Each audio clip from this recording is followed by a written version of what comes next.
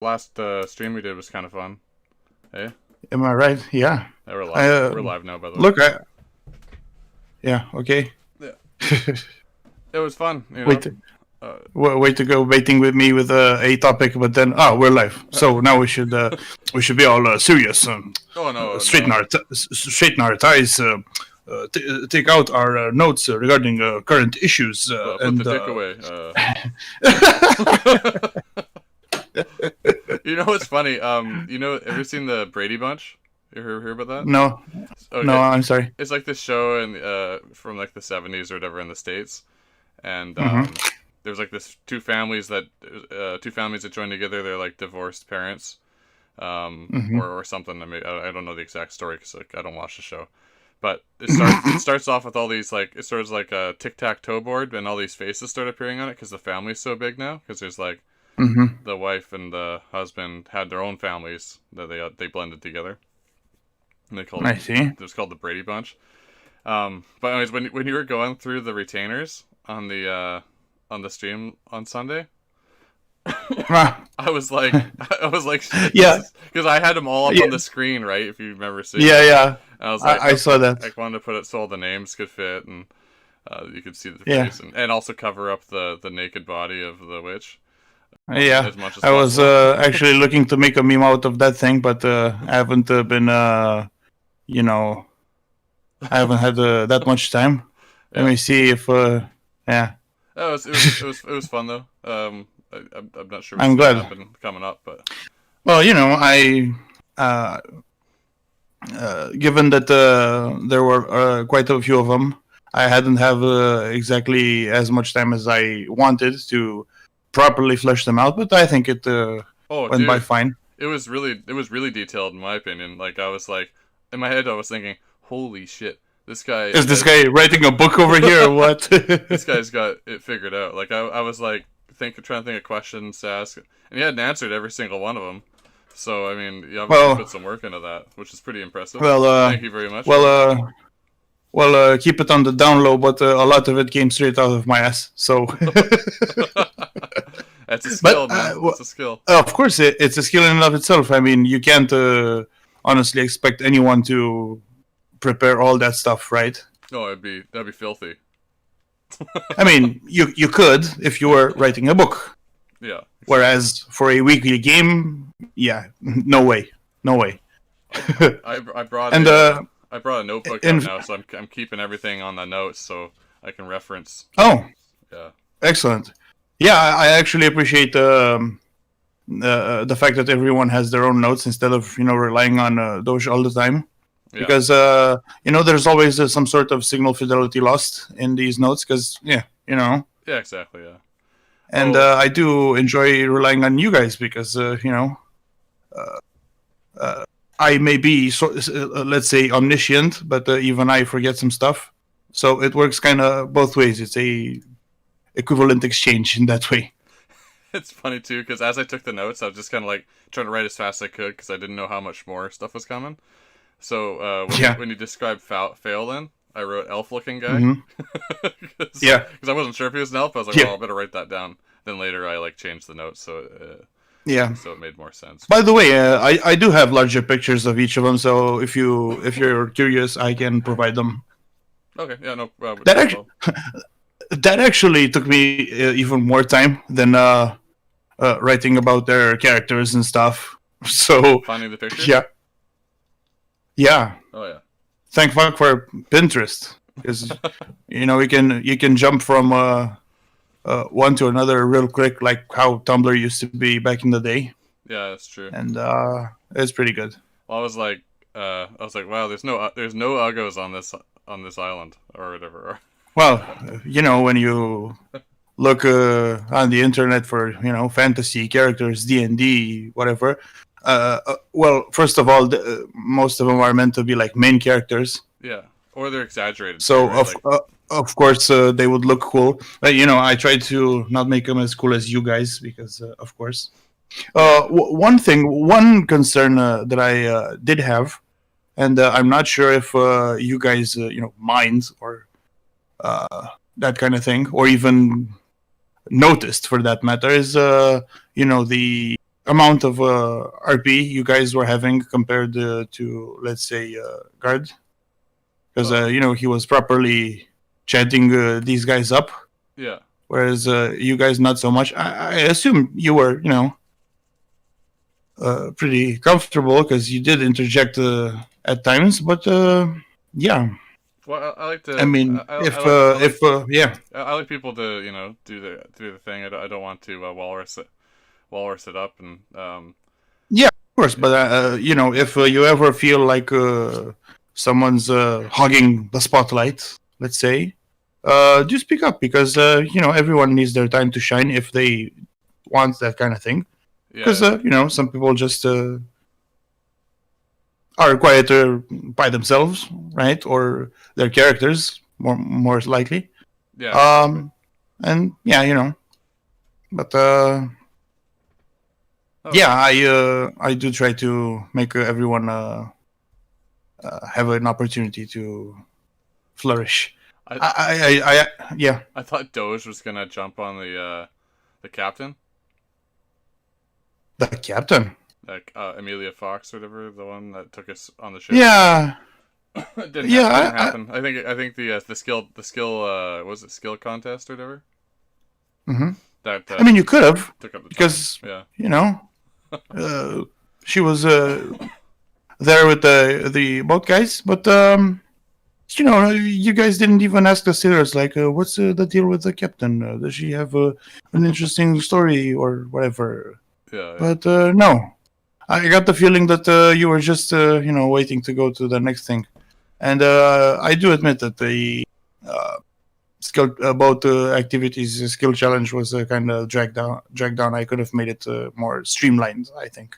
I was fine. We were all just kind of it was like our first time doing something like that. We're trying to figure it out. So. No, actually not. But Well, my first time, anyways. well, not even. But I didn't mention it specifically. Like this is a skill challenge because they were more fast and loose Yeah. and significantly easier as well. Yeah. Right. That's Like true. there were all kinds of other encounters like this, but yeah. Yeah, I think it's like I did an assist and I got a 6, and you just gave it, you gave it to him anyways because it's like I guess it was on easy mode, sort of thing. Well, not really, because you see certain checks can give you bonuses to other checks. Oh, okay. So there's like primary skills, secondary skills, and then stuff with bonuses. And you can even get, in rarer cases, like auto fails or auto wins. Like, let's say an auto fail would be trying to intimidate the king. Like, Is that you an see, automatic crit?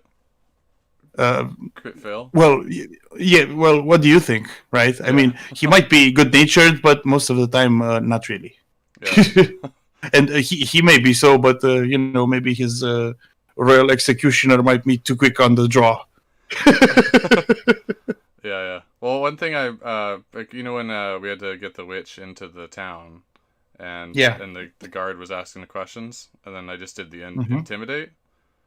That was a good use of that skill because I don't think I'd used it up until then. And now that I think about it, no, actually, no. So I think yeah, it was interesting because it was just another way to do it, right? I guess I could have done something else, but yeah.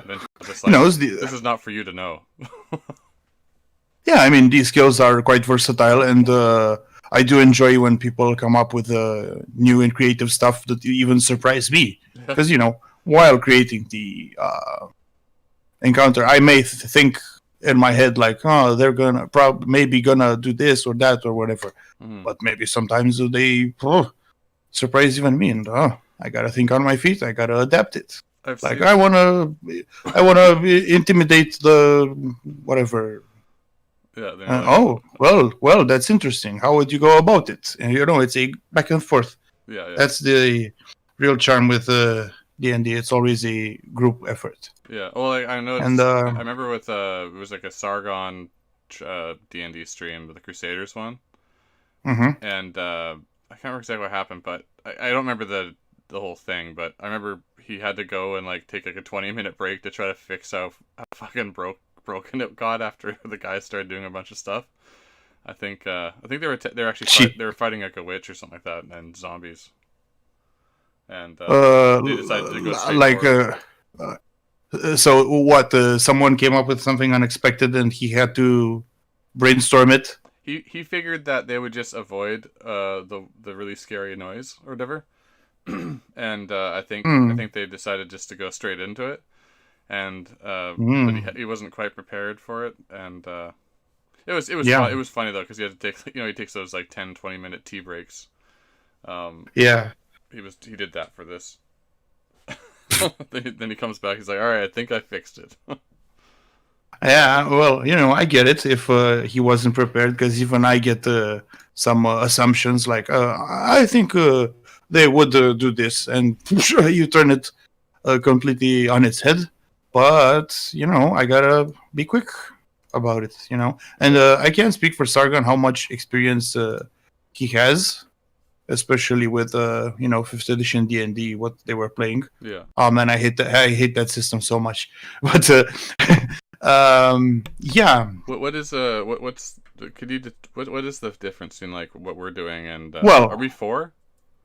yeah, we're playing 4th edition, which Okay. is kind of a black sheep in the community, but I don't care. Yeah. Well, I to tell you the truth, I It, have no idea. Like to me, it's yeah, just fun. So no, there are quite a few differences, right? So from the time when D&D was first conceived in 1974, yeah, I think they called that D&D 0. They didn't even have fancy dice. They had all D6s for starters, right? yeah, Because what else you're gonna have at that point? exactly. There was But no other dice. yeah, there's all kinds of iterations, right? So there's like the mainline D&Ds, right? Like D&D 1, Advanced D&D, 3rd edition, 3.5, 4th, 5th. There's also Pathfinder, Well, gee, Pathfinder 2nd edition, all kinds of systems. it kind of reminds me GURPS. of crypto, like Ethereum. It does these things called forks. So Yeah, I had no idea. a fork is No when way. so like you have the Ethereum, for example. It goes in like one direction in terms of price, and it's on one Uh-huh. blockchain. But they do like a system update, and a Mm-hmm. big majority of the people don't want to do the update, and Mm. they'll fork off, and the ones that don't want to do it will stay on the current system or paradigm, and then the rest of the Yeah, system I will see. move on. Yeah, but I see. that changed. So you have like Ethereum, and then you have Ethereum Classic, and I think Ethereum or Bitcoin Yeah. and Bitcoin Classic, and the Classic is like the Yeah. old version that people didn't want to change from. Yeah, Um, I see. So different algorithms and stuff. I kind of get different it. blockchains. I'm not sure. I'm not fully. Yeah, I'm Into probably it. even less qualified to talk about that kind of thing, but I may look into it, because it's become such a big thing. That I'm the proud owner of 536,000 satoshis, which is like uh, just over half of 1% of one Bitcoin. yeah, I know they're quite expensive nowadays. Even when I've started first heard about them, like one Bitcoin was fucking lot of money. Like 2,000 Something bucks. like maybe not that much. Oh yeah. It was around the time that the Silk Road was still operating. Oh yeah, yeah. That makes sense. Well, Something like $200. I forget. a lot of people think Bitcoin's going to be the future of like purchasing and Yeah, stuff, but it's not yeah. because you can only. I don't know. I don't know. I'm not sure. Well, the Maybe reason. some form of digital, but let's not get into it, because my expertise is sadly lacking. Oh, oh Yeah, yeah, I know.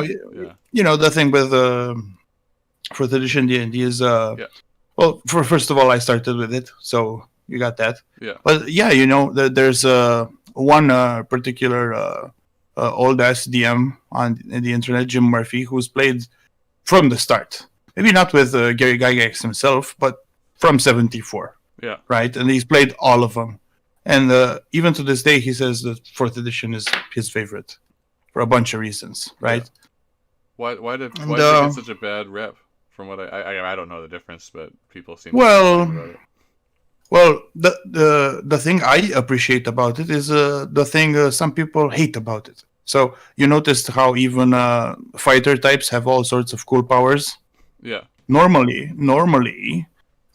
while leveling, they'd only get like extra attacks per round, extra, +1 and stuff. So not amazing. Sure, they could get pretty strong. Don't get me wrong, but at higher levels, they become obsolete when the wizard could stop time and throw fireballs out of his ass and wish and summon Baylors and ridiculous stuff, and they'd maybe feel inadequate. Well, here, no. Sure, they might have nerfed the mage types a bit, because I don't think you have Wish anymore, but you still have someone Baylor, for example, and stuff like that. But I like it because everyone has a more level playing field, I suppose. Yeah, you could do different things. There's more variation. Yeah. Because otherwise everyone just choose fucking wizards. Yeah, and clerics. Yeah. Yeah, and a lot of parties ended up that way, or at least multi-classing into. Yeah. Fighter wizard. You have you have like 5 levels or 7 levels in fighter, and the rest is mage. So how does that happen in 4th? Like, can you be you have a sort of multi-classing, but it's sort of different. We can talk about it some other time because it's a rather cumbersome system, I think. But some classes are by themselves sort of hybrid. So you have like the sword mage, who, as you might assume, is an arcane fighter type, and incidentally, it's a defender type. So like a tank. Okay. You can gear him towards pretty good damage if you like. That's cool. But he has marking as a mechanic, just like your paladin does. Yeah. That's what makes him a defender. Okay, that makes sense. And also some stuff on the DM side. So it makes my building encounters and stuff really easy, which really lets me focus on world building, social stuff, maps, and all kinds of other sweet stuff instead of fucking around with building a nice combat encounter. Yeah. And that thing is really easy, and the tools and software that I got are really, really good, really good with that kind of thing. Whereas, let's say in 5th edition, which is supposed to be, even the developers of 5th edition can't answer why 4th edition players should switch. Yeah. Which is rather telling, I think. But so you have a sort of metric to determine monster strength called challenge rating, CR. Yeah. And each monster has a CR rating. Yeah. But those are very inconsistent. So you when you build an encounter, maybe as a beginner DM, you might think, this should be a medium type challenge, but your party ends up getting a total party kill, a TPK, and you might blame yourself, like, what the fuck did I do wrong? And perhaps you didn't, but is that 5th edition? Sorry, it's I'm talking about the 5th edition, the latest one that everyone and their fucking piglet pet is playing right now. Piglet pet. Yeah, I mean, it's become so normified that I can't deal with it, and even before all the SJW stuff with it, like wheelchair accessible dungeons and you don't know? Oh my god! I thought that was just a meme. No, actually, I'm not sure where to look for it actually, but it's totally a thing. Oh, right. So, the official guys at Wizards of the Coast have released a new adventure called Candlekeep Mysteries. Apparently, it includes 17 adventures from 19 different designers. Back in the day, it was just one dude and maybe one map maker, maybe. Yeah. So, yeah, it includes a wheelchair-accessible dungeon. Fucking ridiculous, my dude. I mean, why? Like, do people have characters in wheelchairs? maybe they do, but that would actually be the fun of it, right? So maybe you want your character's mount to be a cool dwarven built wheelchair with like rocket propulsion and shit. Yeah. And that would be fucking cool. And but of course, you can't expect the world to conform to that kind of thing, and it would be some sort of extra challenge that you would, have fun dealing with it. Have you seen that? Right? Do you ever seen Family Guy where they go to the beer factory? No, okay. Haven't seen at all. Okay, so there's this right at the beginning. Do you know the Family Guy characters like Joe Swanson? Yeah. Okay, so no, I'm not sure. Joe, let me look it up. Okay. He's the neighbor in the wheelchair. So they get to the beer factory, and then he's like, "Hey, where's the ramp?" And he's like, "Oh, I guess this is where you get off." And then they kick him out because he can't get in. So it's like Charlie and the Chocolate Factory, but he gets kicked off right away. And I think the song goes, "Oompa Loompa." I don't know. Anyways, but yeah, and the whole fun of it, solving challenges, like how you guys lower the horse down a waterfall. Like, that's fucking cool. But another thing that I really, really don't understand is why would you need perfect one-to-one representation of yourself in the game? Like, let's say there's an actually disabled player, right? Yeah. Why wouldn't they create a character with not just functional legs, but maybe amazing legs, like he's a fucking runner or something? Yeah, it just right. It just doesn't make any. Yeah, it's maybe not power fantasy, because maybe you want to play some deeply flawed character that's also very interesting. Yeah, but you could even have a character with like no legs. It would just make things more challenging. Like straight up no legs. Like one time when one D&D YouTuber mentioned creating a I think goblin character that was like super powerful with magic, but like ridiculously powerful, but frail as a sick kitten. But to deal with this, he had like a bunch of slaves carrying him on a litter. Oh, that's fucking badass. I mean, talk about a lot of flavor for a character, Yeah. Sure, it was the one shot, but it was probably the most memorable aspect of that particular adventure. So why not go with that? Another thing is with the trans folk. I mean, besides the obvious, just create the character of your opposite gender. Yeah. Which, that's pretty common. Okay, let's say. I mean, that would be standard fare. I even enjoy playing female characters because why not? Yeah. Yeah. But okay, let's say you want that aspect of transitioning and stuff. That's fine. There is an item in D&D that's called the girdle, so like a belt of gender bending. What? It's a cursed item that reverses your gender when you put it on, and you can't take it off unless you get remove curse cast upon you. So yeah, that could be like a character motivation. Let's say. So you introduce your character. Yeah. He or she is wearing the girdle because they put it on, let's say by accident or whatever. Yeah, reached into the wrong door. And let's say, at first, they want to remove it because it's a cursed item after all. But eventually maybe they become comfortable with it, learns to live, and maybe enjoys their new body.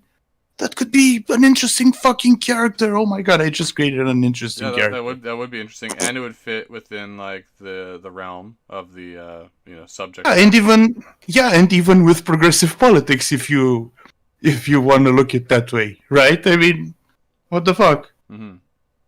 It's even more than being tolerant. Being tolerant usually is about being tolerant with others, but this is about being tolerant with your own body and learning to deal with stuff like this, adapting. But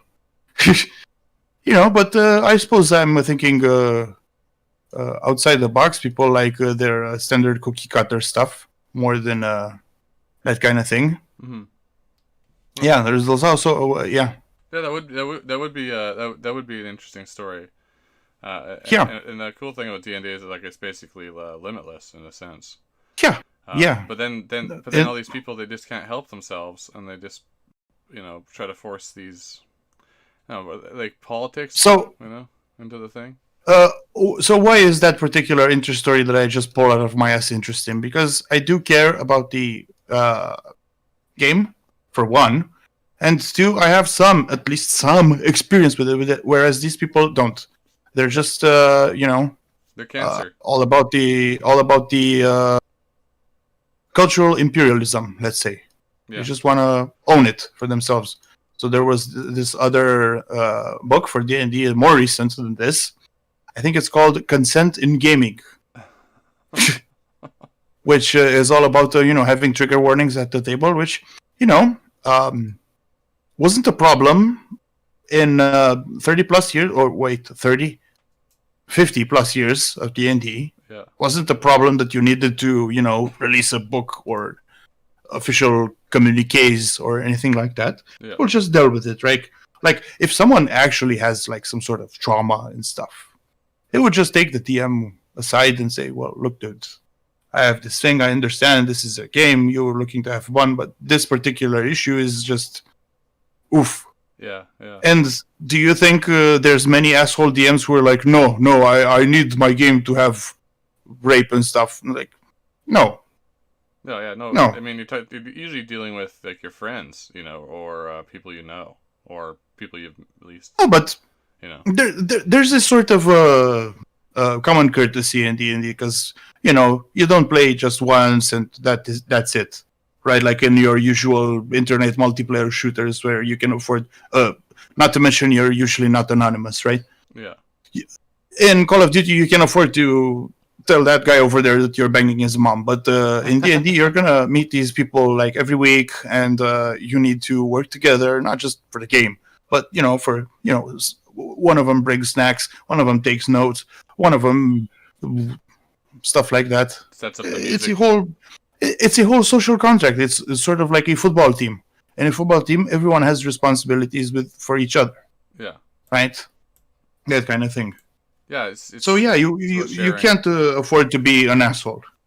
Well, I was thinking about. And usually, yeah. So that kind of the community building, right? Is that what you're kind of getting at that? Yeah, yeah, pretty much. Yeah, the thing is like I was talking. I'm gonna move into a political realm just for a short second here. No problem. Because it popped into my head.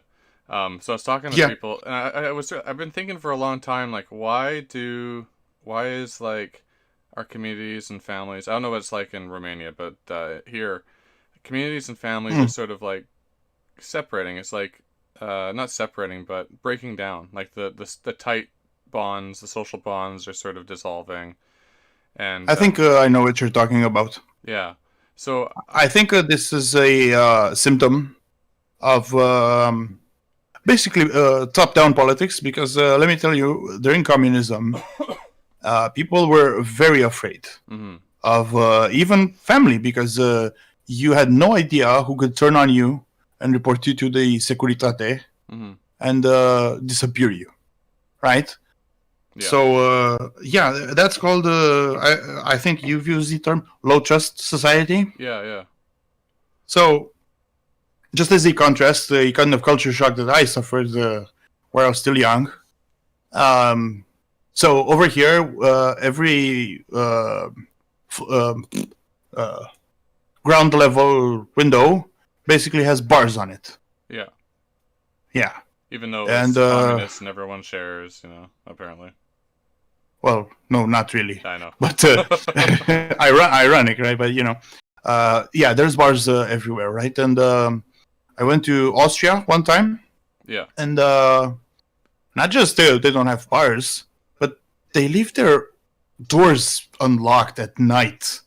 It was like, what's wrong with these people? Yeah. Well, maybe not wrong, but why is it so different? Yeah. Well, they're a high trust society. Well, they know everyone in the town, right? Well, not I'm not everyone. sure if it was a particular of the town I was in. I think it was Stuttgart. Hmm. I'm not even sure if that's in Germany or whatever. It's been a long time. Yeah, I'm not sure either. But Linz, I Linz forget, is but in Austria. Yeah. yeah, yeah, no, that's a characteristic of a high trust society. And the way you turn a high trust into a low trust society is by division, political, social, cultural, linguistic, financial, class based, that kind of thing. I definitely agree with Uh, that. One thing I was going to add to it though, is I think it's also like like if you can rely, uh, you kind of like in a in nature you kind of have to rely on your family and community naturally.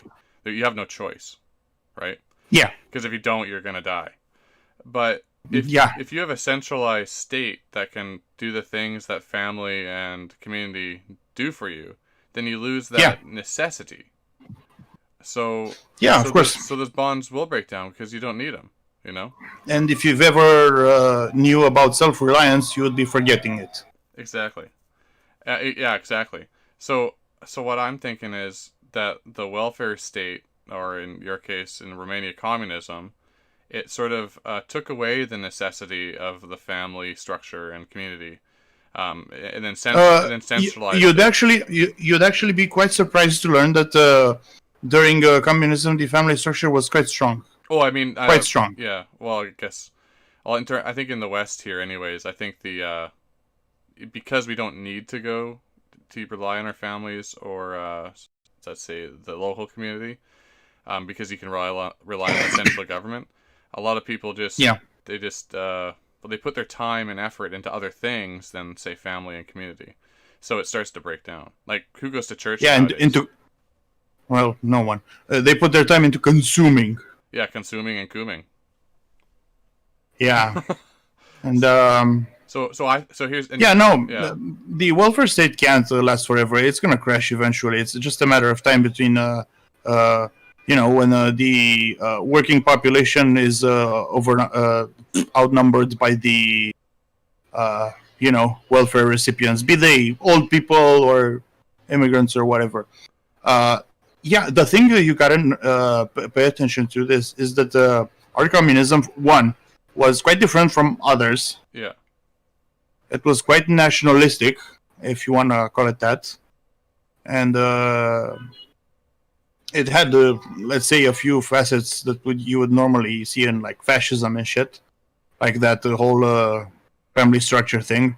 So like women that had like 5 kids or more were called hero moms Hmm. and given huge stipends from the state. Yeah, that kind of thing. That's pretty based. And ah, you know, depends what your ultimate goal is. Yeah, that's true. I mean, both the means and the goals matter. I'd say to various degrees depending on the situation. But yeah. Well, it's funny though. Like, Whereas nowadays we have a sort of uh, a chimera. It's neo-Marxism, sort of corporate Marxism, which is pretty ironic if you know anything about Marx. well, I think that the corporate aspect is sort of just Marxism becoming more conscious to what their actual goals are. You know. Well, it had to evolve because the Marx's ideology by itself is at this point what, like 200 years old almost. 150 something. Yeah. Yeah, Yeah. so it's 20 plus 20. Yeah. yeah, it's anachronistic at best. Yeah. At worst, you could say that even then it was delusional, but nowadays it's certainly out of touch. Well, And well, they've evolved and stuff. So well, yeah, one thing, if you talk to lefties, one thing they still not lefties necessarily, but Marxists, one thing they still yeah. hold on to is this labor theory of value. Now, I've heard that Oof. Marx didn't actually come up with that. It was actually like a Leninist thing. It doesn't matter to me, Mm. but they still follow this idea, right? Was it Kropotkin, The Conquest of Bread? I mean, I'm not sure. I know, I th- I, th- I don't know. I think it was that guy. Yeah, but Let me look it up while you but talk. the thing with the labor theory of value is like it fails to really understand like what all the different things are in capitalism. It doesn't understand what profit even is. It doesn't. Yeah. It doesn't understand time or time preference. Or skill involved. Yeah. It just the idea that the surplus labor value, that in and of itself is like a violation of the laws of physics. You can't put. Oh, of course. Yeah, but they just ignore this, or they pretend they don't understand, or maybe they don't understand, which is I would consider embarrassing, if I were them. But they don't seem to. You know, it's also a symptom of today's educational system, because they will teach you physics, but they don't teach you why you should know physics. Yeah. Right. Yeah. And you just memorize it like a fucking automaton, and maybe use it later if you become an engineer or scientist of some sort. But yeah, they don't explain why it pays to learn this stuff. Yeah. Well, look at one consequence of this. And the laws of thermodynamics are basic shit. There's like 3 small phrases. Yeah, exactly. And they apply to so many things that is just ridiculous. Yeah. I mean, like, they think if you take labor and another thing too is like, before I get into that, like, so like they talk a lot about the means of production and who should own the means of production, right? Yeah. But what are means of production? All they are is someone has worked, they've saved up money, and then they've invested that money into tools, which are means of production. Yeah. And then, so essentially they're taking their own labor and converting it into something useful. So the means of production are that person's labor in some manner. Of course. And then, like, if you invest like 10 years of your life learning to paint, well, and in that case, well, I would argue that not the brush in the canvas would be your means of production, but more yourself. Yeah, your brain. You have turned yourself into a tool. Like, even more so if you're like a writer. You could potentially write in shit on bathroom stall walls, and you'd still be called a writer. Am I right? Yeah. All right. So, some degree, yeah, you become the means of production, but in communism, they want to have ownership over that too. And in my country especially, I don't know in others, but I assume as much, artists were completely under the system. So if you wanted to ply your trades, you would have to do so for the glory of socialism. So if you're a writer, you had to have pro-socialist messages in your art, unless you wanted to be censored. Yeah, I think the official art in the USSR was socialist realism, they called it. Yeah, I think that name was actually applied after the fact, but still, Yeah. And of course, there were some very cheeky artists that managed to produce some rather subversive art. Some of our best literary works are from that period, but they're subversive. So, like, there's this amazing book called the Most Beloved of the Earthlings. Oh. That shit's like hits you like a ton of bricks. Did they got through the censors? Yep. They were too dumb to figure out. I guess that's what happens when you put the midwits in charge, Yeah, no, merit is absolutely cancerous to these people. Mm-hmm. Because only bourgeois have merit, right? Even our dictator, he was a cobbler by trade. A fucking cobbler. How did he end up getting in? Like, was he just a political maneuvering? Okay. Political maneuvering. Yeah. Scumbaggery. Yeah. He knew a guy that knew a guy, and all these people had interest to put him in power. And the previous guy to that was kind of a bigger scumbag, but he was assassinated by the Soviets. Okay, and then he was he played along and didn't get assassinated. No, actually, he pissed off the Soviets as well. So, first of all, I think we had something called the de-Stalinization. Which I think was also in in USSR as well. People were quite ready to rid themselves of that particular legacy. But yeah, no. So you have to understand, we have carried hatred in our hearts for the Soviets ever since they took our country with tanks. Mm-hmm. Another reason why I hate tankies, but that's another discussion. Yeah, so they took our country with tanks. Before that, there was another coup attempt, after which the Communist Party was declared illegal. I don't know why it's legal now. For some reason it is. I can't understand why. Was this during the World War II? No. When they first created the party, I think it was 1917. Okay. So I think the First World War was still going on. And you have to understand why we have participated in both of the wars was to get back territories taken by our neighbors. Right, mostly in the first, I think it was the Austro-Hungarian Empire. Yeah. The Ottomans, and to the northeast, Hungary? Russians. Oh, Russians. Soviets. Yeah. Well, something like that. And there's a whole lot of history, and I can reference. There's a very interesting article that we could discuss more about on a subsequent stream. I can send it to you. It's actually quite revealing. I learned quite a few things as well from that one, because Yeah. Well, what happened? What happened there with Moldova? Like, why are they? So you mean modern day Republic of Moldova? Yeah. Well, they were part of it. Right? I think the definitive. How do you call it? Their definitive transition to a Soviet state or whatever was decided, much like the fate of my country, at Yalta in 46. Oh, okay. Let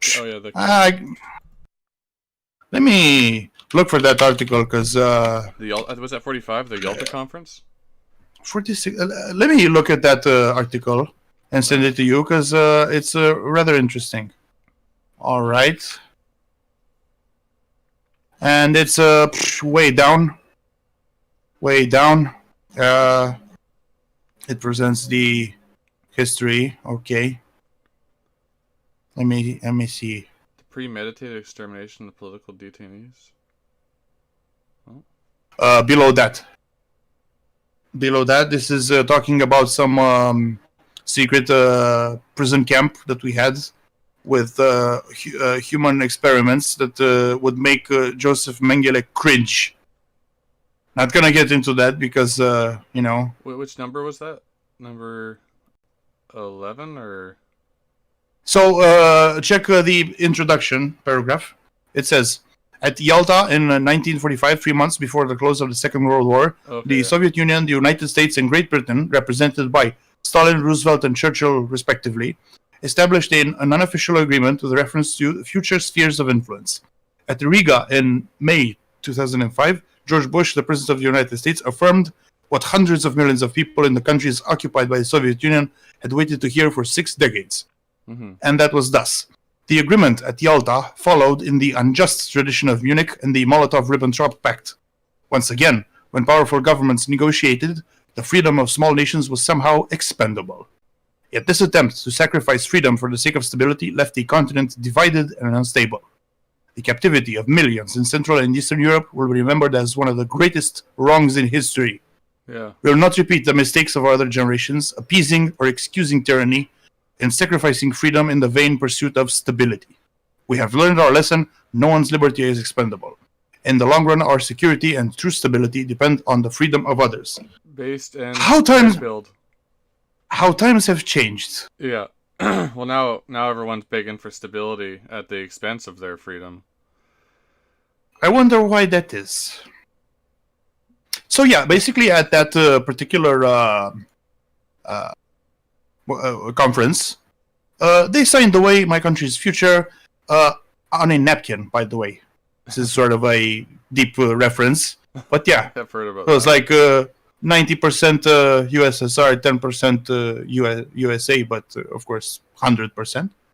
And I think Greece got the better end of the stick and went with the Western powers. But yeah, and if you read that article, man, it's a lot of history, but of course some aspects are quite shortened because, you know. Is there is there like an image that can be found of this napkin? Of course not. But you know, it's sort of a rumor.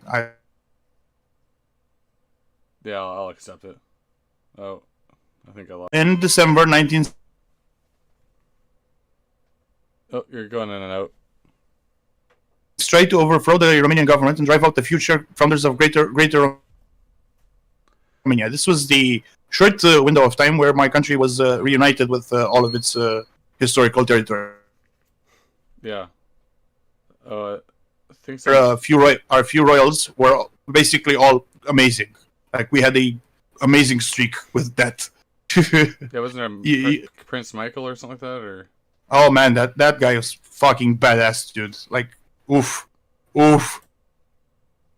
He was like 18 or something and stood up to fucking Hitler and shit. So, and there was one time where some refineries at Pitești were just bombed by the Allies. I think at that point we were still allied with the Nazis. Yeah. And they relied on those refineries for their fuel, for their panzers and their planes and shit. Yeah. So it was bombed, you know, like you would expect. Was this was Romania under the Iron Guard or something at that point? I'm not sure. No, I don't think so. But yeah, for the first few years, I think we were with them because the thing is, we wanted certain territories back. Yeah. And that was pretty much the way to get them. Well, yeah, Russia. So it was right there, right? It was the pragmatic thing. But listen, once we found out what the Nazis were really trying to do, meaning exterminate the Jews. Yeah. Well, we flipped on a dime. Like, this shit cannot stand. Yeah, exactly. Right, and everyone turned against them except for this one army marshal. He was like the supreme commander of the army at that point. He clung to this ridiculous definition of honor that he had. He was basically like, well, I have a deal with Daddy Adolf, and I won't go against my word. Dude, fuck you. You are now arrested by order of the king. The king arrested him personally, and yeah. Then we turned arms against them. Yeah. And we're actually very, very good anti-Nazi fighters. And due to the efforts of and the deaths of over 100,000 of my compatriots, the war was shortened by about 6 months. Yeah. Oh, it makes sense. Yeah. And the Westerners, of course, used them as cannon fodder for the Westerners. Well, more like the Russians. Yeah, well, they did that a lot with the Eastern Europeans. The Poles, the Poles that were not relocated, but taken out of Eastern Poland by the Soviets when they invaded, were eventually sent down to Iran, and then they were sent into the Italy campaign, in like mixed divisions, like artillery divisions for the British. One of those divisions had that bear, I think. Yeah, that's the one. Wojtek or whatever? Wojtek. It means bear in Polish, I think. Oh, okay. That's kind of funny.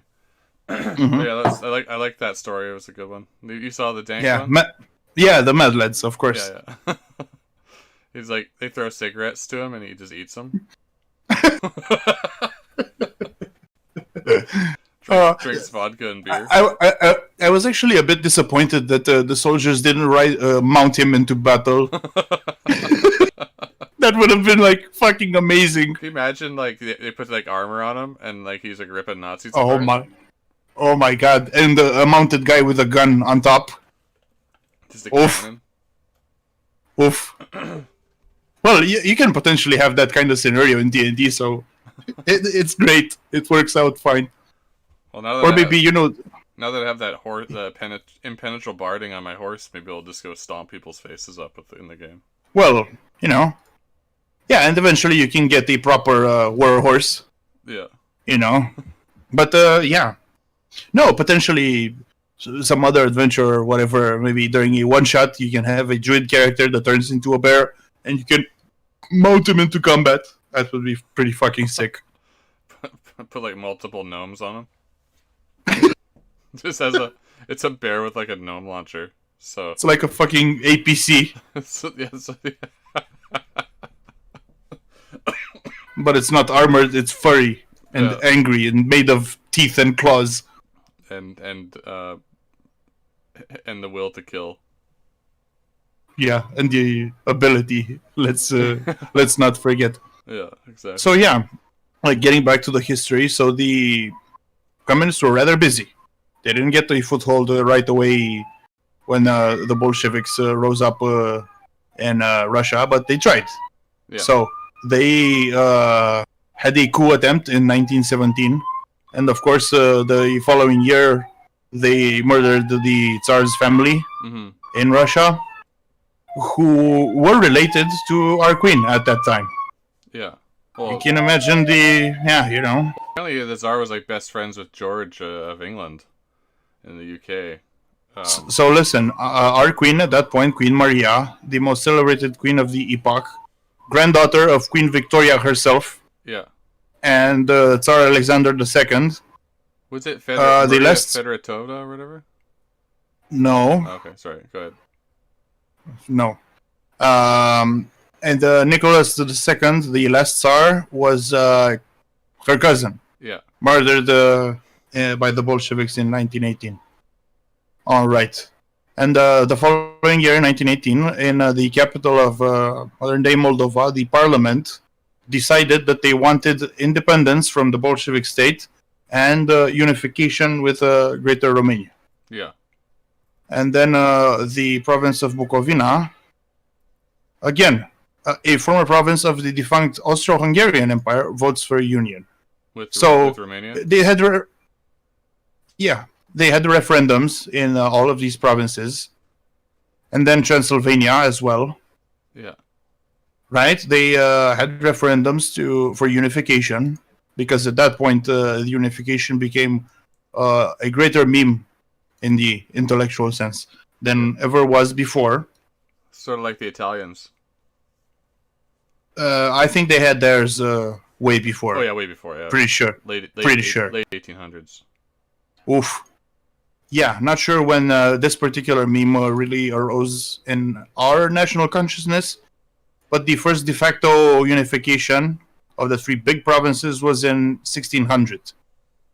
Yeah, that makes sense. And it was done basically out of necessity to defend against the Turks. Yeah, because before was it Wallachia, Transylvania, and Wallachia, Transylvania, and Moldova. Yeah. At that point, I think in one of them, the voivode Michael the Brave bought his throne, because that was a thing people did back then. Yeah.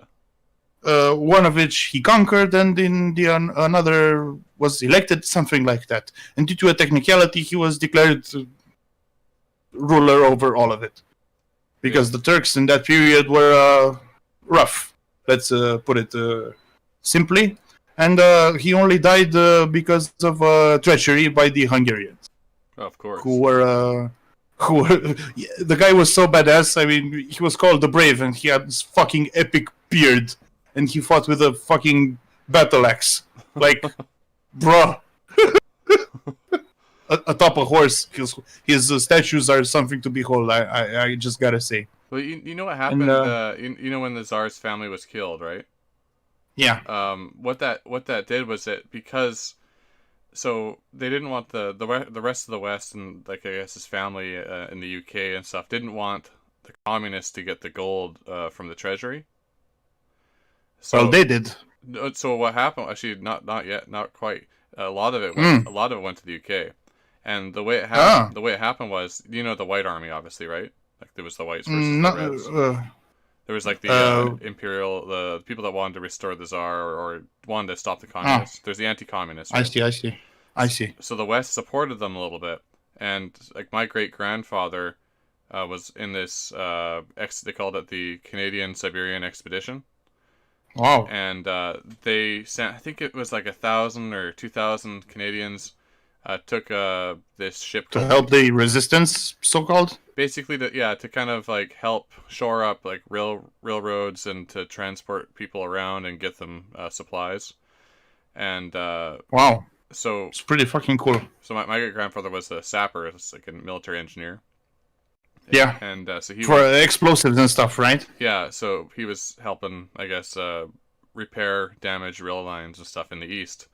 And so what the British did was they sent the Canadians and British and some Americans, and they went and got gold, some at least some of the Tsar gold, and transported it along that Siberian Railway, to the east to Vladivostok, where they loaded it on ships, and then brought it over to Canada. Pretty fucking cool. And then from there went to the UK. So, I suppose you can call this the national treasure. Yeah, basically. Or part of our national treasure is still with the Russians, by the way. Yeah, no doubt. Just as an aside. Yeah. And speaking again of national treasures, so during the Second World War, we took in a bunch of Polish refugees during the war. Probably mainly Jews, because, you know. Yeah. And after the war was over, they went back. And we gave them their national treasure back. No questions asked. Yeah. Okay. That makes sense. Yeah, probably explains why we're so good friends, such good friends to this day. Yeah. Well, but yeah. High trust Eastern Euros. Yeah, you know, we may have trust issues because, you know, but no, once you get to know one of us, we're pretty much friends for life. Oh, so now imagine this, right? So I looked into the documents for the pay of my great grandfather when he went on that trip, and he was yeah. So he was there for 10 months, and his wage was $24 a month, so it's $240. Well, at that point, that was pretty. Yeah, that was pretty cash money. But he got a bonus pay for completing the mission successfully, and that was $360. And I don't know if you know what the prices are like in BC for housing, but with I think you told me, but I forgot. I think the average price in Vancouver is something like $1 million, something retarded. Bro, holy shit! With $1 million, I can get a fancy apartment in Monaco. You know Monaco? Yeah, I know. Yeah, it's pretty damn fancy. So like you can get like a tear down, like I'm talking like a house that you have to tear down for $1 million in Vancouver. And presumably it's another $1 million to build up back again. Maybe probably at least 500,000. It depends, right? With supplies, Jesus. Everything's really expensive right now because Jesus, for some reason. But that's just ridiculous, bro. And that would be considered probably a good deal for a lot of people. So, oh my god. But with that, now that's like Vancouver proper. But there's like downtown Vancouver, which is like this sort of peninsula that's part of Vancouver. And it's like the downtown area, like the expensive area. But my great grandfather bought a house in downtown Vancouver for like $300. I see. Which is like basically considered like a year's wages for an engineer in Canada nowadays. That's probably what he got paid as a bonus. Well, where exactly? Sorry. Like an engineer in Vancouver. Yeah. Vancouver. That's so downtown. Yeah. 200-300 apartment or house? Oh, he bought like a house, like an actual house for $300. Well, that seems pretty worth it. I think. Sounds reasonable. Yeah. I'd say, but you could imagine like if you're an engineer in the United States, I don't know what you make, like $200,000 a year, maybe. I don't know. But that's basically what he got paid as a lump sum payment, as a bonus payment, like in like today's dollars. That's pretty good. Which he did risk his life and shit. I mean, it tells you how much gold they brought back, basically. And I assume there's quite a bonus for operating dangerous equipment with explosives and shit. No. You know. That's standard for a sapper, right? That's what you got. I mean, nowadays, our employees of the state have bonuses for like everything. So like a stress bonus, an antenna bonus from working near antennas. Oh. Some of that, I think it's some of that bullshit radio waves cause cancer conspiracy theory shit. Of course, virus bonus. Of course. Yeah. Even something like food bonus. Do you get like allergy bonuses? Like if there's too many trees? No. Someone brings in flowers, do you get pollen bonus? That would be extra ridiculous. But no, there's all kinds of fucking bonuses to inflate their pay without inflating their actual paychecks, because your pension is calculated according to your actual paycheck. You see. Yeah. And there's all kinds of stuff like that with working for the state. I don't even want to get into it. Well, but it's super shitty. So many people are willing to sort of like they always want more money going to, like, people on the left are always like, oh, we want more money going to these programs or whatever. But what the programs end up doing is just sort of building this bureaucracy that absorbs money that doesn't actually like their job is to maintain that. You know? Right. So let me tell you how it was during communism. So you had all kinds of let's call them companies, for lack of a better word, or institutions, more accurate, I think. Yeah. That bled money. Okay, but they were like, no, because people need jobs and whatever for social stability, whatever crock of shit they came up with, right? And you had totally unproductive people that often ended up stealing stuff from their workplace and messing shit up even more than just leaving stuff alone. And of course, this tradition continues to this day. Like, there's an institution today, something like the National Institute for the Study of the Levant. That means a certain region in the Middle East. I forget which countries exactly. Yeah. But and of course it takes money from the state, and it's a lot of money, and there's a lot of employees that just don't do much of anything. Like, what the fuck do we care about this shit? Yeah. Surely you can make a non-profit or whatever if you really want to do this stuff. But we don't really have much relations with the Levant. Maybe the Turks, because they're basically our neighbors across the Black Sea. African American Sea. And did you get that reference? Yeah. The Euxine Sea. Yeah, because make a quick parenthesis. There was this scandal earlier this year, I think. Oh, the referee. Where the referee guy, the footballer guy, told the referee in Romania, like, who did you say that did a foul? Who is disruptive on the bench? That black guy over there, of course, translated in our language, and he got all triggered, and I was like, okay then, African American Sea it is. What's the word for black in Romanian? Negru. Negro, okay.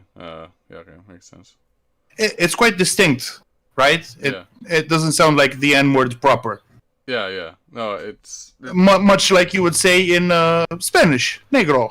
Yeah. Oh, it's I think in Portuguese it's preto, and then preto. What? But preto is considered like bad. Like, that's considered the bad word because it's the actual color. And then the negro or whatever, negra, depending. That's actually in reference to like the country or whatever that they come from, or the area. So we have our own racial slur towards black people. Yeah. It's trotter. You say trotter? Trotter. Oh, okay. Which means crow. I know, it's fucking spicy. I know. Do you know there's like this, the movie Dumbo? Well, of course, it's more used for our gypsies than actual black people, but it can apply, What did you say? Sorry? There's this movie called Dumbo by Disney with like an elephant. Oh, yeah. Well, there's like these crows in it that people say people have complained that because they act like stereotypical like black jazz artists that they got kind of canceled. Jeez, I haven't heard about Dumbo getting canceled. Cancel Dumbo a thing? It is already canceled. It's like the only way you can watch it now is by signing in and proving that you're over 18 or something like that. Why even bother? Because Yeah, exactly. At that point it isn't for you. Because it's for fucking kids. Yeah, it's a kids movie. It's just. I did see it when I was little. Yeah, same. So I should fucking know, right? Yeah, and they have those like corn hats and stuff. Oh, it's funny. Yeah, I forget because Well, do you remember they're saying what was it the D&D people were complaining about D&D and the way orcs are presented, and like they're fucking ridiculous. They're saying that they're black people, and it's like why are these racists? Like I don't look at orcs and go, huh, obviously they're black guys. Like but these SJWs are like, oh, wow, you guys are just making fun of black people. It's like, no, you thought of that. That was in your head. Exactly, and another thing is their lenses are geared towards always finding a victim. Yeah. No, it doesn't matter. It doesn't matter who or what or whatever they do or whatever. At one point, they even claimed that the evil clown from those movies, it's Pennywise or whatever. Yeah, he's an LGBT symbol. Yeah. So yeah, these guys always look for the victim in some way or another. And then they don't have to worry if their comparison works or not. Because, And by the way, this shows that they don't know much about the universe. Because orcs aren't all evil, surprisingly enough. Yeah. They, especially in D&D, right? In Lord of the Rings, they're unequivocally evil. Yeah. Okay, but in D&D, there's all kinds of groups. Most of those that people encounter indeed are evil. Those are called the mountain orcs. But there's other groups as well. I think there's one in particular that are quite pacifists, which is you'd think is pretty strange, right? Yeah. But no, that makes them interesting, in my opinion. Right? Because they may be conscious of their evil nature, but strive to overcome it. That's fucking interesting to me. They're Christian orcs. Yeah, I'm well, maybe, but Catholic more like. But no, that's fucking interesting. I might look more into it now that you mention it because super interesting. But yeah, it's a fucking crock of shit, and it has nothing to do with reality. In fiction, it's very convenient and easy to have an unequivocal bad guy and especially if you're talking like video games, where the mechanics require you to kill hundreds upon thousands of nameless NPCs. Well, it helps if you have a bad guy that you don't have to think too much about killing. Yeah. Right? Like Nazis in Wolfenstein. Well, yeah, mow them down. I don't care. Well, aliens. The thing is, in like any narrative, right? Like a narrative comes from a particular point of view. Like there's a protagonistic. Obviously. View. So like yeah, and a lot of people, a lot of these sort of postmodernists, they try to like subvert existing narratives. So. No, the thing is, nowadays it's not even. Well, I consider it interesting to have morally complex things for sure. Yeah, but it's also fashionable, and I understand that. But I have nothing against if you want to have an unequivocal bad guy, like say the Tyranids in Warhammer 40k. They're alien bug monsters hell bent on consuming all organic matter. Yeah. Do you want to relate to that? You can't, even if you tried, because they're hive mind. They have no intelligent thoughts, shit like that. I mean, you can't project humanity upon that kind of thing. It's like, and some races are more human-like than others. Even like elves are pretty human-like, but they still have their differences, right? Yeah. Oh yeah, they don't sleep, for example. They just meditate. Yeah, well, that's in the end, Yeah. But they might have other characteristics, like, say, someone cracks a fucking hilarious joke and they're, like, stone cold, straight-faced, and someone, tells about a family tragedy and they start bursting into hysterical fits of laughter. in that sense, they're rather different, strange even. Yeah. And in that lies the charm, right? Because if everyone is just humans with a coat of paint, it's boring. Exactly. Yeah. Yeah. What's the And point? yeah, It's yeah, like just. modern Star Wars, you have aliens, or more like Star Trek, but I can't speak of it because I'm not a Trekkie.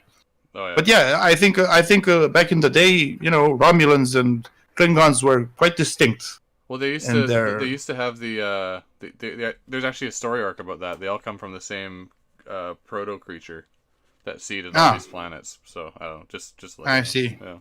They do explain it So though. the panspermia theory. It's sort of like that, but there's like this really super advanced alien race that's like going away. Like they're like And traveling. engineer them. I see.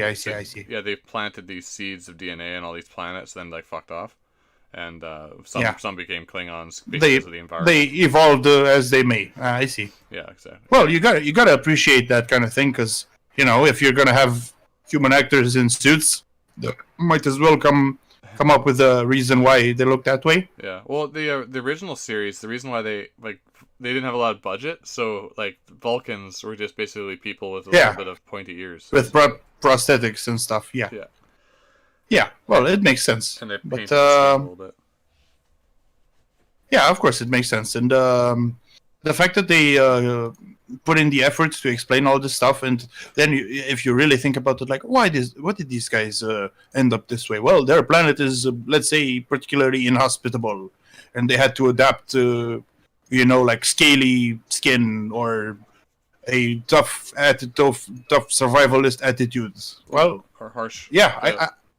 yeah, sort of like evolutionary biology, psychology, that kind of deal, right? Yeah, exactly. And that's super interesting to me as a science fiction fan. That shit's my jam. But it doesn't have to be that way, because my favorite sci-fi series, Dune, just has humans. Well, it has some, let's call them supernatural elements, but mostly just it's quintessentially human, I'd say. Yeah. No. The whole series. Yeah, it makes It sense. speaks so much about the human condition, like even tens of thousands of years in the future, where Earth is not even a memory anymore. Yeah. Well, I talked like my wife. I just got her into Star Trek: The Next Generation because it's kind of like the TNG is a little bit more. It's not as old, so Yeah, yeah, people look at it and it's still a bit cheesy, but it's not as it's not so bad. yeah, But she's loving it. She's like she doesn't even care about the space stuff. She just likes all the human interaction and the stories of what it's like to be a human being. yeah, man. That's ultimately the essence of why we tell stories. To be honest, to understand ourselves Yeah, and to transmit and to knowledge, right? yeah, to transmit that on, of course. Oh, and knowledge that spans cultures and time, like and language. Yeah, like did you know that laughing is a universal human constant? Yeah, Everyone laughs in pretty much the same way as well. yeah, it was just pretty funny because do any other animals do that? Oh yeah, they do actually. If you tickle mice, they laugh, but it isn't audible because Oh, it's the frequencies subsonic. are quite high. Okay. Yeah, something I forgot Supersonic. which part of the spectrum. Probably super, but Yeah, I remember Jordan Peterson talking about yeah, Yeah. yeah, of course. Well, that. where else am I gonna quote this shit from? Because it's pretty deep stuff. Yeah, they tickle him with a And razor. I'm not a biologist, but I'm very much interested in anthropology and stuff. Well, I suppose I should read. There's this huge fucking tome that a Romanian writer wrote. Just huge. It's called the Histories of Religions. mm-hmm. Massive, absolutely massive, and it contains pretty much what you would imagine, all kinds of stuff. I am very Right? interested. I'm very interested in like language etymology and like for like how like proto. Well, how Yeah. like they have proto Indo-European. They say. Yeah. I'm really interested in how that the language developed in different areas, and also how it relates to whatever religion they had and how that developed along with it, as they moved into Well, Europe? I'm not sure that language actually intertwines that much with religion, but of course, you can trace it by the migrating population. So, on this particular territory, there came a lot of people. At first, there was when this particular study begins, I suppose, there were the older European peoples known as the Thracians, but this is sort of a generalized classification. So, Yes. Spartacus would also be considered a Thracian, right? But these particular peoples were called the Geto-Dacians. Okay. Dacians, right? Okay. And then there came all kinds of other peoples. Is Dacian and Thracian their cognates? I don't know what you mean. Like I mean, basically all Dacians are Thracian. Okay. But the vice versa, not so much. Okay, so they're related in some sense. Yeah, because as I remember, Spartacus himself was from modern day Gaul. Was he? Forget. Let me check.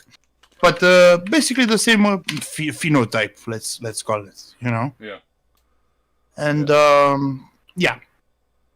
But I feel like what's the word for God in or Romanian? Zeu. Zeu. Zeu. And how do you spell that? Zeu. Okay. And God is Dumnezeu, Domnul Zeu, like Lord, like Lord, something like that. Lord God. Yeah, yeah, something like that. Because the word for Zeus, right? Right. Zeus. Well, you're. I didn't even think about that, but yeah, it makes a lot of sense because we did have quite a few Greek colonies. Way back when the Dacians were still a thing. Well, so yeah, you have Zeus, and then you have the Proto-Indo-European word was Deus Pater, right? And isn't that Latin? Well, Deus. I might not be pronouncing it. It might be Deus Pater or whatever. But I see. I'm just giving my my layman's way. And then but then if you look at what's the Roman head god, Jupiter, right? It's like they put the words together over time. So instead of Deus Pater, Zeus Pater, and then Jupiter, right? Look, I just wikied it. So Zeus, Day, Sky, and Pater, Father, which means Sky Daddy. Yeah, exactly. Well, back in the Central European steppes, there would have been lightning, right? So people would have been like, "Oh shit, Jim just got struck by lightning," or something. It's interesting because in Egypt, the head god is a god of the sun. Yeah. I suppose in each of these cultures, the head god didn't just have to, be all-knowing and all-powerful. They had to have this sort of avenging quality to them. And, in temperate climates, what else inspires more fear than a fucking lightning bolt, especially to, primitive people? Yeah. Even nowadays, if suddenly there comes a lightning storm, a thunderstorm, and it cracks open the sky like... I might shit my pants. Yeah. Even if I know perfectly what that whole thing's about. Well, fuck! Imagine if you didn't. Yeah. Yeah, you'd start worshipping that for fear, right? Yeah. And God forbid you would actually be struck by one because oof. And but yeah, for the Egyptians, well, the sun was your biggest fear because you could die just by standing around. Yeah. What was this during the day? So what was the Sumerian one? Was it Marduk? Sumerian. I think Babylonian was not Marduk. I think. Well, Marduk was one of them anyways, at some point. Was one of the bigger ones, but I think Anu was the head god. Yeah, there's a female and a male. What was the female again? Tiamat. Tiamat. Tiamat, Ishtar. Yeah. Ishtar. No, Ishtar was more minor god. Tiamat was like the god of salt water, and then there's Abzu. Tiamat. Yeah, Tiamat. And then there's Abzu, who's the god by of fresh water. Yeah, by the way, Tiamat is also a deity in D&D, just so you know. Yeah, I've heard, yeah. Yeah, she's the god of evil dragons. Yeah, that's basically what she was represented as. But I think the gods, the Anunnaki, they which are like the sort of the children of Abzu and Tiamat. Mm-hmm. They kill Abzu and then start like feasting on his flesh. And they're kind of partying because they're like, oh wow, look at all this plenty we have, right? That's pretty metal. But the thing is, it's like, although it's plenty, it's not unlimited. So eventually, their society will collapse if they don't renew their father, right? Yeah, and man, even like thousands of years, people from thousands of years ago were more based in communists. Gotta say, without even having science. Yeah, didn't even need science to disprove communism.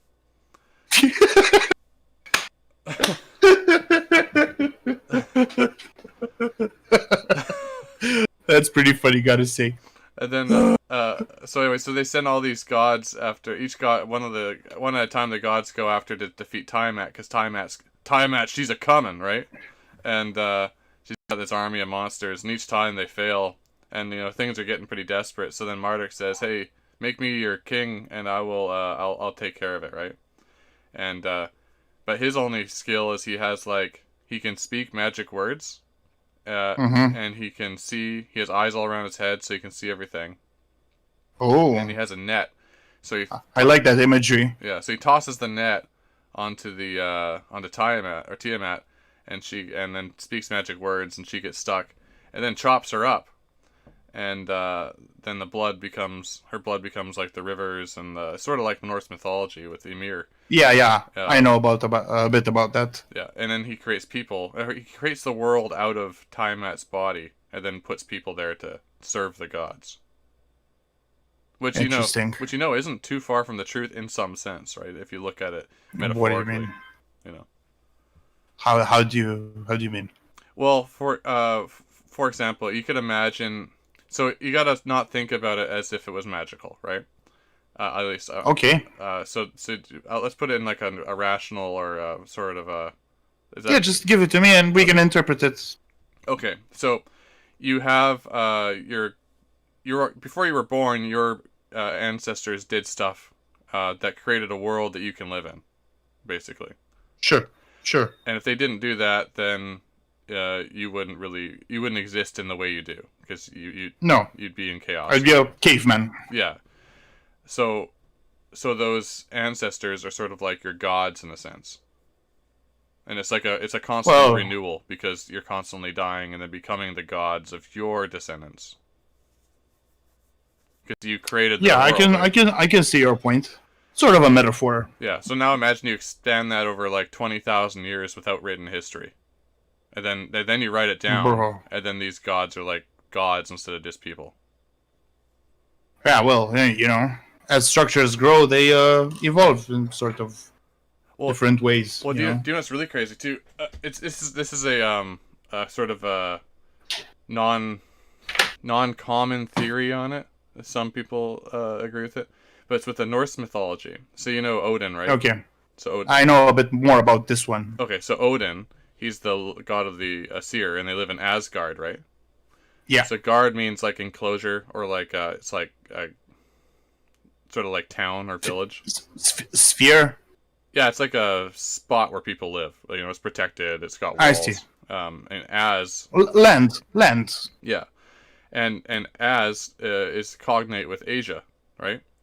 So So the Aesir are Asians because they came from Asia. Now, if you look at the blood type, not blood type, but the genotypes, you can see them kind of sweeping across. Yeah. So even the Hungarians nowadays, you would call them Finno-Ugric. Finno, which says about Finland, and Ugric is sort of like Mongolian, that kind of thing. Yeah, it's this particular part of like sort of central Siberia, central North Siberia, and Yeah. The Finns and Samis, they're cousins, like distant cousins to the Hungarians. But Yeah. they separated long ago, and then the Hungarians kind of hung out there for a while, and then moved in over a period of time.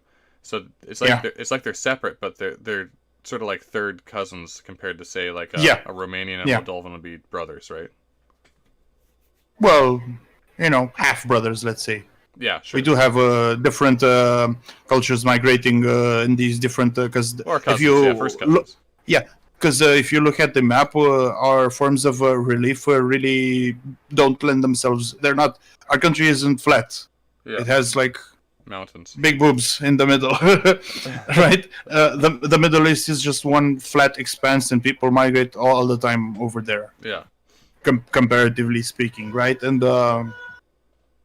hence, you have a bit more homogeneity, I think. Well, even in that sense, Arab actually means mixed. So it means huh. it means mixed Interesting. peoples. Yeah. Well, because it's so flat, everyone mixed all the time, just constantly. Yeah. Exactly. But yeah, so this Deus Pater thing and Odin, it's all sort of like related, because what do they call Odin? The Allfather. Yep. So and then so if you fall now, if you think, it gets kind of weird because like the histories are a little bit. It depends which thing you're looking at. Yeah, I know Norse history isn't well documented. Yeah, well, yeah, you got different versions basically. So Frithgar. Yeah, and all of those come after the contact with Christianity. Yeah, so Frithgar, his alleged great grandfather is Odin, right? I see. So then apparently Odin's I can't remember if he's the grandson of Finn, and then Finn is like sort of considered the origin god in some ideas. But I mean, there's the whole Ymir thing, but well, isn't he just the? Let me look him up. Actually, I thought he was straight up the son of grandson of Ymir. Well, in some traditions, he comes out of his like forehead or armpit or something. I can't remember, or mouth. And in others he's. I'll look it up here in just one sec here. Yeah, me too. Because it's pretty interesting. Frithgar. Yeah, sorry. They spell it differently. Yeah, I can't find it in the wiki. But yeah, I seem to remember that kind of thing, because you just learn one version and you pretty much stick to it, because that's the best you can. That's the best you can hope for as a non-history professional, let's say. Yeah. Enthusiast, sure, but professional. Let's not stretch that way. Yeah. Yeah. So Frithgar. Sorry, I'm just trying to find it. If I can't find the right one. I had this a really interesting website that someone made like back in like 2010. Here we go. Yeah, so it says it's the son of Brand, and then Brand is the son of Baldig, and for the guy, the brother named Bernick.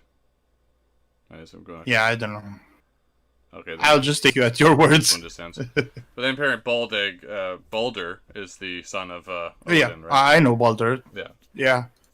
Kicked his ass real good in that game. Oh yeah, Daru had that. He was playing it at my place.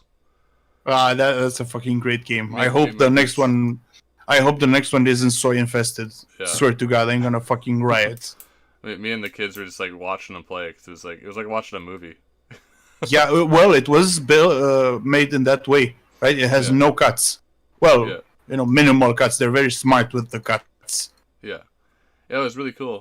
But it's kind of neat, like all the puzzles and stuff, and he's carrying around amazing game. I've played them all since the first. In fact, it's the only reason I've even bought PlayStations in the first place. Oh yeah, yeah. Like fuck, that was great. That's a good game. But yeah, it has the potential to go soy, and I'm deathly afraid of that. Did you ever play Battlefield 1942 back in the day?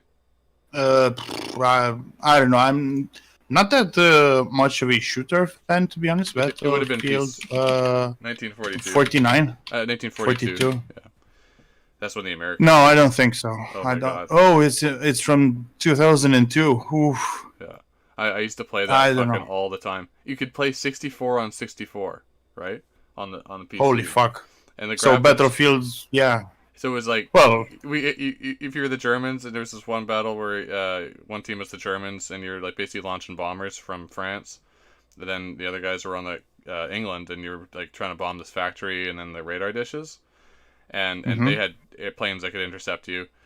So what what I do man, sometimes? sounds like a yeah. Oh, it was so fucking fun, and if you're lucky, you get in the bomber, right, and you're piloting. If you're the Germans, and I would like always sabotage the Germans when I play as them. And I get in, and you'd have 8 people. So on you were bomber. like a double. So you played as a double agent. Yeah. So you'd have 8. You'd have 8 people on this bomber with you, right? Because they have all the machine gun nests and whatever. Anyway, so you like take off. You like do your bombing run as if you're gonna bomb the factory, but then you just nosedive at the last second right into the factory, and they kill 8 people at once on your own team, and then they get kicked from the server. But it was so fun. Or what you could do is you're British, as they're bombing the factory, you could just repair it all the time, like everyone just repairing the factory. Listen, you could have just used the old D&D excuse for being an asshole. Oh, I'm just playing my character. He's a double agent. What are you getting mad, bro? I'm just playing my character. I don't think they had TeamSpeak or something at the time, but I didn't have it, so I just I would just like type in, "Oops, sorry." My last words were getting kicked. Speaking of World War II games, there was this re-release recently. Well, not so recently, but yeah. Did you play that tactical Commandos game? Commandos? Oh, I never played that one. Oh, it was great at the time. So you had, control over these few specialists, and it was isometric. Yeah. And you had to, infiltrate the place, kill a guy, steal a truck, all kinds of, deep tactics. Yeah. And the remake doesn't contain swastikas. And I'm like, why? Why? Who are we even fighting at this point? Fucking hell. Oh, well, because the Germans have legislation that forbids. Well, give them a patch. What do I fucking care what legislation they have? I want to be immersed. I want to, I want to fight random. I want to kill bad guys, not randos. Bad guys. I want bad guys. And if I see that symbol, well, they're bad guys. I'm gonna go for it. Yeah. Exactly. Yeah, it really takes me out of the game, and the new Wolfenstein as well. I don't know why they have to friggin' retroactively change all that.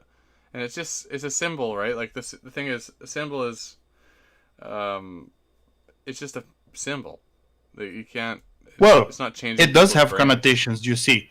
But my point would rather be that how are people supposed to know about this shit if you don't, show it?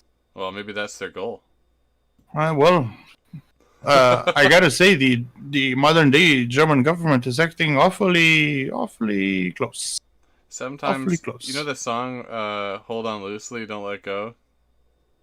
No. It's like hold on loosely, don't let go. If you squeeze too tightly, you're gonna lose control. No, I'm not familiar. Okay, well, I think that's kind of like that would be a good lesson for governments to think about. Yeah, well, well, it's like with a woman. You don't want to hold her too tightly because then she'll fucking run away. You're a patriarch, yeah. And if you hold her too loose, you got to kind of hold on to these people loosely. You gotta let them fail. Yeah, I mean, That's another thing I wanted to mention. It's like these ideas that you can be protected from failure by the state. Like if I go to the store and I buy bread and it's moldy, and I come back and I say, "Hey, can I get my money back for this moldy bread you sold me?" and they say no. Like, what's my option? Okay, one, I can tell the government, "Oh, this guy ripped me off, wah, wah, wah." Or I can be like, "Well, I'm not fucking buying bread from you bastards anymore." No, I mean the Office for Consumer Protection is a real thing, and it happens to work. But the problem is when it overreaches. And for example, I'm not sure if they specifically intervene in these cases, but I kind of think so. Well, I'm Uh, okay with intervening for they safety. intervened in like when people said dumb shit on TV or something like that. Well, how is it your business? Your business? Yeah, well, I think if it's like a safety concern, like if you eat a piece of moldy bread, you're probably not gonna get sick. Yeah. But if you Well, if you have a salmonella microwave, meat. well, yeah, well, if you have a microwave that explodes, Oh, that's like an actual sure. danger, right? Yeah. So what I'm saying is, it's like if you can't, if the state constantly puts out the safety mats for companies that act badly, right? So Yeah. let's say they bring out justice. They're like they rectify the situation. You get your money back for the moldy bread, and they get a fine, right? Yeah. Now that seems good in its surface because what it does is it rectifies the immediate problem. But what it also does is it allows bad actors to sort of skirt under the radar. And over time, what will happen is good actors won't rise to the top because they're sort of being. It's like the bad actors are being subsidized morally by the state. Well, no, because they would be paying fines, but normally Well, those fines should add up and cripple them if they keep up to that behavior. But no, I happen to agree. I happen to think that these kinds of institutions, let's call them, are part of normal state behavior, are not some kind of libertarian well, I'm in the not. I'm not. sense that I'm not libertarian either. But if you want a high trust, I think the definition of a high trust society is where you make sure bad actors are marginalized, right? yeah, exactly, And exactly, and if you don't and have that, then you're gonna have this problem where you have market inefficiencies or whatever. It won't be a market. yeah, but there comes a question of scale, right? Because if you boycott your local cheese salesman because he's selling bad cheese, Yeah. yeah, he's probably gonna go bankrupt in like 2 weeks tops. Yeah. But someone like Google and Facebook, well, they can just pay those fines and not give a shit. Well, Right? Do you know what's the crazy thing about? Yeah, I don't even think the government cares. Like they just see them as like a money cow. Like, get an Yeah, extra well, $2 billion. But the thing with like Facebook and Google is like they couldn't even exist without like states existing. Oh no. Because Oh no, I happen to Yeah. agree very much with this because people usually commies always go like, oh, more corporations, more corporations. Okay, fine, I happen to agree, but let's take a look at the root of the problem. Who lets these people behave in this way? If not legislators, politicians, control, people that should handle like control and competition and that kind of thing. Well, think Am I about right? well, yeah, and just think of it logistically too. Even on just a logistical level, like what connects, say, Google Brazil to Google UK? What do you mean? Like, well, what really connects them? Like, why doesn't what's stopping Google UK from just going rogue and becoming like Google or whatever? Legislation, right? Well, yeah, property law, basically, corporate property law. Maybe not even that, but I'm not sure, to be honest. Well, like, Because I think there's also international laws with regards to this kind of thing, right? or there's international agreements, right? Like, Yeah. Google says they're from Ireland, but we all know that's bullshit. They just do it to get the cheaper taxes. And fair enough. I don't blame them for that. But Yeah. I mean, if they're working within the rules of the system. Yeah. But if those agreements didn't exist, Google UK could become Boogle, and then like Google San Fran can stay as Google, and Brazil could be Brugal. Like the centralization. The thing that's holding them together is like these sort of international or state agreements on how law and property is supposed to be maintained. Yeah. So like and also the first corporations ever to really exist, like other than firms like guy starts a shoe factory. That's not really a corporation. That was just a family company. Actually, I know the first company or first patent actually to ever exist. It's a symbol like Uh, company oh, called Zildjian. Zildjian, yeah. I had one. um, Yeah. yeah, I think I did. What for? I was Are a, you a drummer? yeah, Really? yeah. I used to. Anyways, I haven't done it in years, but I used to drum. Oh, that's fucking cool. Yeah. Do you still have a kit? I suppose not. I have a fucked up kit that's all like I got for free because I think I sold my good one a long time ago. But then this person's Oof. like, "Oh, you can have this free kit," so I got it. And I just haven't used it. I just have it like sitting in my shed. But it's there. I suppose it's spec'd. It's not up and running. No, it's not set up. I don't have the space for it. I just I live in a trailer park, so.